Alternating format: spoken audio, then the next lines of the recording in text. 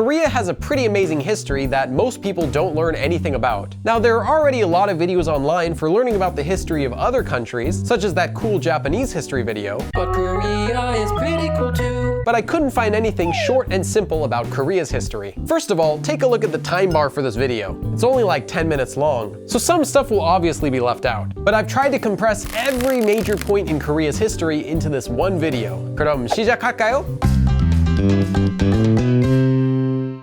There have been people living in Korea since at least 8000 BC. Not Korean people though. According to legend, the first Korean was born in 2300 BC. A long time ago, a tiger and a bear wanted to become human. So God's son told them to go live in a cave and eat bitter mugwort and garlic for 100 days. The tiger gave up because seriously that's nasty. But the bear did it and became a human. Then the bear married God's son and they lived happily ever after in Pyongyang in North Korea. And they had a kid named Dangun Wangkom, who was the father of all Koreans today. Of course, historians don't believe this story at all. I mean, come on, garlic for 100 days? There's no way God's son's gonna marry her, let alone get close to her. Am I right?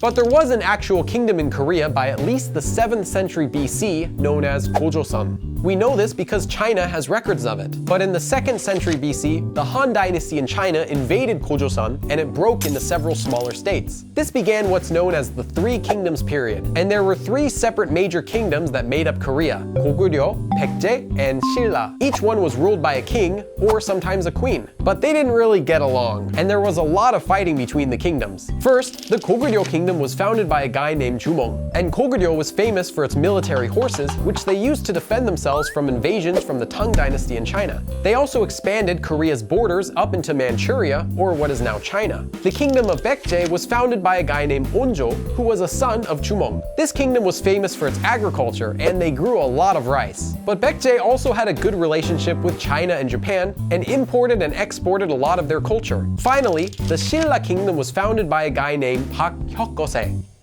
Yeah, that's his real name. The Silla kingdom was an aristocratic society and was governed by royalty. They had something called a bone rank system. Basically, there were 2 royal classes: sacred bone, Seonggol, and true bone, Jingol. But only sacred bone was eligible to become king. But in order to become sacred bone, both of your parents had to be sacred bone. And it was really easy for people to be demoted from sacred bone to true bone. So you can imagine that this led to nobody being eligible to be king, and this system slowly disappeared. But Silla is more famous for its gold. They had some pretty incredible gold jewelry. They were also famous for their class of elite and extremely skilled young warriors called hwarang. Hwarang translates as flower boys. But Silla didn't stop there. They decided they wanted to control all of Korea, so they took over both Goryeo and Baekje. They also took over a small kingdom called Gaya. Yeah, no clue what that was doing there. This unified Korea as one kingdom, and a lot of people died. The Silla kingdom covered Korea until 935 AD, when it broke apart due to constant civil war. And also because by then, there was already a much better and cooler kingdom that was emerging called Goryeo. Goryeo is actually where Korea originally got its name. Goryeo, Korea, Korea. Yeah, I could see it. The Goryeo kingdom was founded by a guy named Taejo Wangon, and it covered all of Korea. And this was a big period of growth in Korea. They had movable metal type printing even before Gutenberg made it in Germany. And they had gunpowder imported from China. During this time, Buddhism started to become popular, and they built a lot of temples. Goryeo opened immigration with China and recruited a lot of musicians, writers and translators, and doctors. But it wasn't all peaceful and happy. In the early 1200s, the Mongols from the Yuan dynasty in China invaded Goryeo several times. The Mongols had a large military, and some of their invasions were pretty damaging. About 200,000 Koreans were taken as slaves, and a bunch of cities and artifacts were destroyed. But also a lot of marriages took place between the Mongols and Koreans for political stability. Today, over 400,000 Koreans are descendants of these marriages. During this time, the Mongols took over the island of Jeju-do and used it for breeding military horses. Actually, if you go to Jeju-do today, you'll still find a lot of horses there. Probably not the same ones though. Those are likely dead. The Mongols controlled Korea like this for 80 years, although they let Koryo's leaders keep leading as puppets. But then one day, the Mongols decided they wanted to take over Japan. Why? I don't know. To eat all the sushi? So they used Korea to help build ships to attack Japan. twice, but both times they tried to invade Japan, their ships were sank by typhoons and the Japanese Navy destroyed the rest of them. Eventually, the Yuan dynasty in China fell apart and the Mongols stopped controlling Goryeo. After the Yuan dynasty in China, the Ming dynasty came into play. But this caused a split in Goryeo's leaders because some of them were still loyal to the old Yuan dynasty. One day, a general named Choeung heard that the Ming dynasty was planning to take over a piece of land that was owned by the Yuan dynasty. So after hearing that, Choeung ordered another general named Lee Seung-gae to lead an attack to take the land first. But Lee Seung-gae was still loyal to the older Yuan dynasty, so he rebelled against Choeung and killed him and his supporters. And a few years later, Lee Seung-gae founded the Kingdom of Joseon, covering all of Korea. Then he changed his name to Taejo. It was common for people to change their names after becoming a king. But Lee Seung-gae also sounds like Lee Seung-gae, which means this sea urchin. Yeah, I would change my name too. The Joseon Kingdom introduced Confucianism to Korea and Buddhism became less popular. This is where Korea got a lot of its culture for respecting one's parents, respecting people who are older than you, and wives respecting their husbands. This is also where the Yangban class emerged. The Yangban were a class of military and civil officials who controlled the Joseon government. But probably the most famous person to come out of this kingdom was King Sejong, Sejong Taewang, in the 1400s. He's the guy on the 10,001 bill. King Sejong diversified the government by bringing in people from all classes. He strengthened the military borders, developed new weapons, opened trade with Japan, and was friendly to the Japanese. Except for Japanese pirate ships, which were kind of annoying. Korea fought with them a lot. He also developed an automatic water clock to tell the time and improved metal type. But that's not even why he's famous. Prior to that time, Korean had no writing system. Instead, Koreans had to learn Chinese characters if they wanted to be literate. So King Sejong hired scholars to help him develop a new writing system for the Korean language. This became Hangul, the Korean alphabet. Hangul was designed so that anyone could learn the basics in only a few hours. If you're interested in learning Hangul, I made a video series which I'll link in the description. King Sejong eventually died a few years later from diabetes.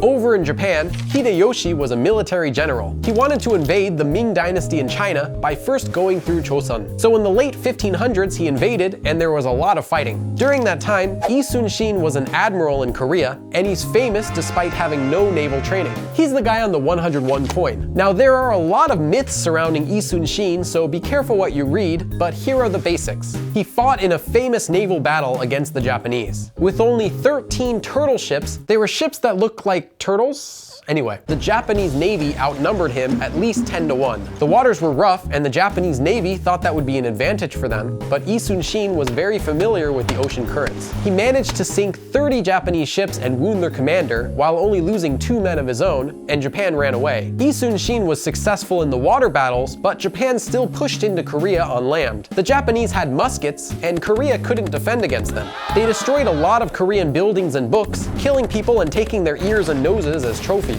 But Korea wasn't going to take it sitting down. Many Yangban, peasants, and Buddhist monks formed small armies and fought back. Even the Ming dynasty in China came down to help Korea fight against Hideyoshi. This pushed Japan down and back out of Korea. Then the Ming dynasty told Japan to never do that again. But Japan tried it again, but failed the second time because Korea was more prepared and the Ming dynasty helped out. Eventually, Hideyoshi died and Japan stopped trying to invade. But all of these wars had weakened Joseon. And a little later, the Qing dynasty in China invaded. This was because the king at the time, King Injo, had previously helped the Ming dynasty to attack the Qing dynasty. So the Qing dynasty was really only there to get King Injo. But Injo ran away as soon as he heard that the Qing dynasty had entered. So the Qing dynasty made Joseon agree to trade with them and to not attack them. Unfortunately, Joseon didn't honor that agreement, so the Qing dynasty invaded again. This time they caught King Injo, and they made him agree that Joseon would pay tribute to them and submit to them. This led to Joseon becoming a tribute state to the Qing dynasty. Fast forward to the 1800s, and Korea gets news about a problem going on in China. China was importing opium from Britain, and Korea didn't want any problems with drugs. So Korea decided to completely close its borders for trading, except with China. But the United States wanted to trade with Korea, so they sent a gunboat to force Korea to open their borders. But Korea just sank it, because that's how they roll. But Korea doesn't stay isolated for too long and eventually makes trade agreements with both Japan and the US. Everything's peaceful until 1905, when Japan enters Korea to fight a war with Russia. Japan was originally only there for strategic reasons. While they were there, they decided they wanted Korea. Well, I guess we're here anyway. Should we take Korea?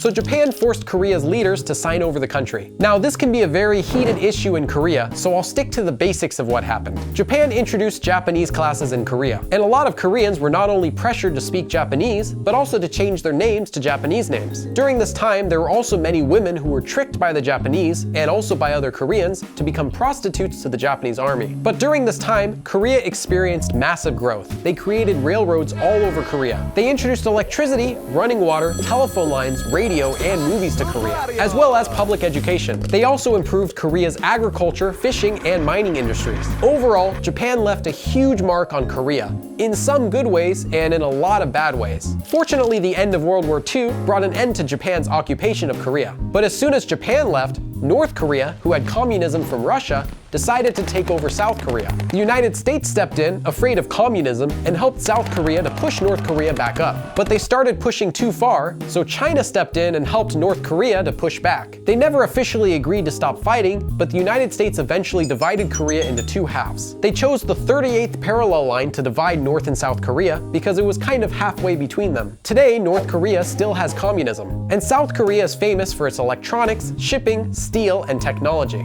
South Korea even got the Summer Olympics in 1988 and will host the Winter Olympics in 2018. Hey, North Korea, where's your Olympics?